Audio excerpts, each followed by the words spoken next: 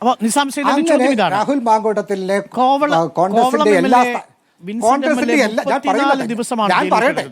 ഞാൻ പറയട്ടെ ഞാൻ അധിക സമയം എടുക്കുന്നത് കൊണ്ടാണ്, കാരണം അങ്ങ് പറഞ്ഞത് എനിക്ക് മനസ്സിലായി.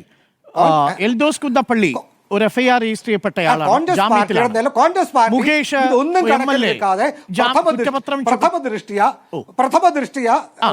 കുറ്റപത്രം ചുമത്തപ്പെട്ട് ജയിൽ കിടക്കുകയാണ്. പക്ഷെ നോക്കൂ, ഇവരുടെ ഒന്നും കാര്യത്തിൽ അറസ്റ്റ് ചെയ്തു. മുകേഷിന്റെ കാര്യത്തിലാണെങ്കിലും ശരി, ജാമ്യത്തിലാണ്. അദ്ദേഹത്തിന്റെ പേരിൽ കുറ്റപത്രമുണ്ട്. എൽദോസ് കുന്നപ്പള്ളിയാണെങ്കിലും എൽദോസ് ആണെങ്കിലും അറസ്റ്റ് ചെയ്തു, ജാമ്യത്തിലാണ്.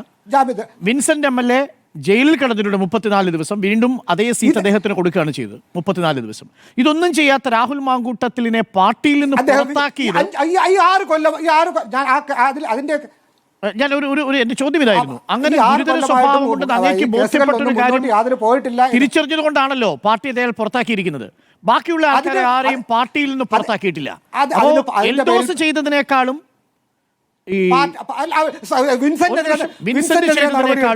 ഗുരുതരമായ ഒരു തെറ്റാണോ ഇപ്പോൾ രാഹുൽ മാങ്കൂട്ടത്തിൽ ചെയ്തിരിക്കുന്നത്? അതിന് എന്തെങ്കിലും ഒരു പരാതി, ഫോർമലായി എന്തെങ്കിലും ഒരു പരാതി രാഹുൽ മാങ്കൂട്ടത്തിന്റെ പേരിൽ റിപ്പോർട്ടുണ്ടോ? പിന്നെ പുറത്താക്കിയത് ഒരു രേഖാമൂലമായ ഒരു പരാതി ഉണ്ടോ? പുറത്താക്കിയത് പ്രഥമ ദൃഷ്ടിയ ഒരു പൊതുപ്രവർത്തകൻ പാലിക്കേണ്ട പരിശുദ്ധി, വിവേചന ബുദ്ധിയും കാണിച്ചിട്ടില്ല എന്നുള്ള പ്രഥമ ദൃഷ്ടിയുള്ള കണ്ടുപിടുത്തത്തിന്റെ പേരിൽ മാത്രമാണ്.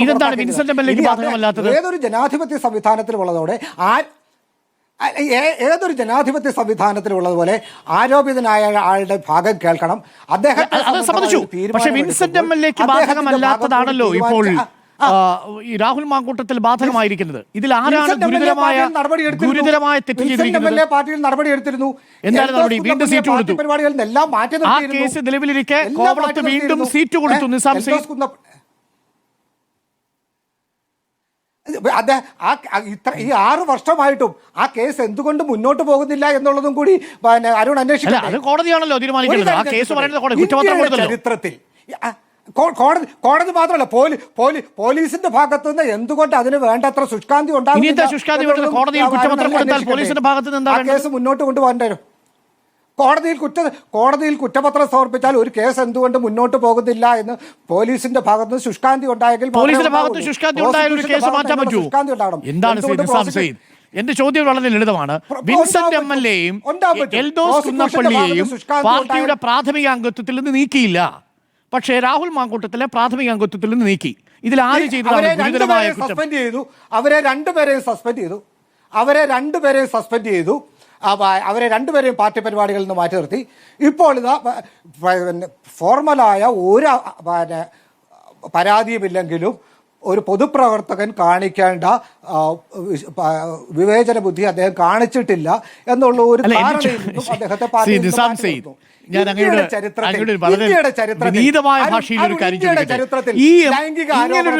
ഇങ്ങനൊരു രാഹുൽ മാങ്കൂട്ടത്തിനെ കൊണ്ട് ഒരു MLA എന്ന നിലയിൽ പാർട്ടിക്ക് അംഗമല്ലാത്ത, പാർലമെന്ററി പാർട്ടിയിൽ അംഗമല്ലാത്ത ഈ രാഹുൽ മാങ്കൂട്ടത്തിനെ കൊണ്ട് പാലക്കാടിനുള്ള ഗുണം എന്താണ്?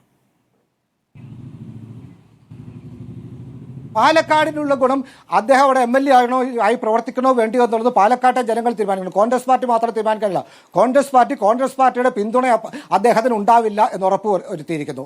MLA എന്നുള്ള പ്രവർത്തനങ്ങളിൽ കോൺഗ്രസ് പാർട്ടിയുടെ പിന്തുണ അദ്ദേഹത്തിന് ഉണ്ടാവില്ല. ഇനി അദ്ദേഹം സ്വതന്ത്രനായി അവിടെ പ്രവർത്തിക്കണം.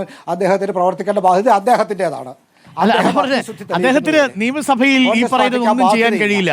അപ്പോ ഒറ്റ കാര്യമല്ലേ ഉള്ളൂ നിസാം സയ്യിദ്, തുറന്നു പറഞ്ഞാൽ പാലക്കാട് ഉപതെരഞ്ഞെടുപ്പ് നടക്കാൻ പോകുന്നു. ഇങ്ങനെ വന്നാൽ, അങ്ങനെ ഉപതെരഞ്ഞെടുപ്പ് നടക്കാൻ വന്നാൽ BJPയോ അതല്ലെങ്കിൽ CPMO ജയിക്കാനുള്ള സാധ്യത അത് ഭയക്കുന്നു. നിലമ്പൂരിലെ തെരഞ്ഞെടുപ്പിന്റെ ഒരു ഗുഡ് ഫീലിംഗ് നഷ്ടപ്പെടും, ആ കോൺഫിഡൻസ് നഷ്ടപ്പെടും. ആ ഒറ്റ കാരണം കൊണ്ടല്ലേ നിസാം സയ്യിദ് ഈ MLA, പാർട്ടിക്ക് വേണ്ടാത്ത MLA പാലക്കാട് കൊടുത്തിരിക്കുന്നത്? ഉപതെരഞ്ഞെടുപ്പ് പാലക്കാട് മാത്രമല്ല നടക്കുന്നത്.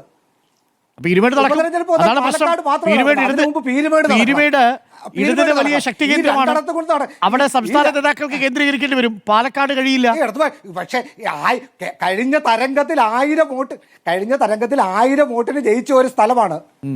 അത് ഇടതിന്റെ വലിയ ശക്തി കേന്ദ്രമൊന്നുമല്ല.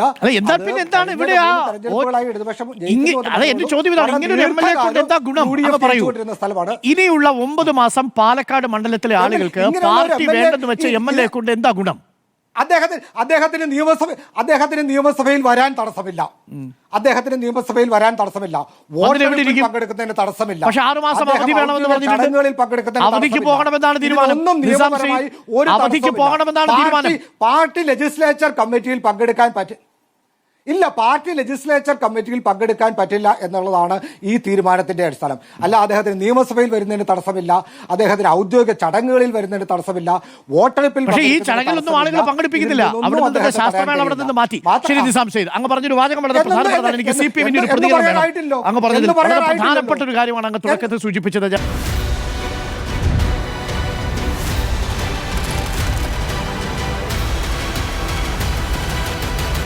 Debate with Dr. Arun Kumar.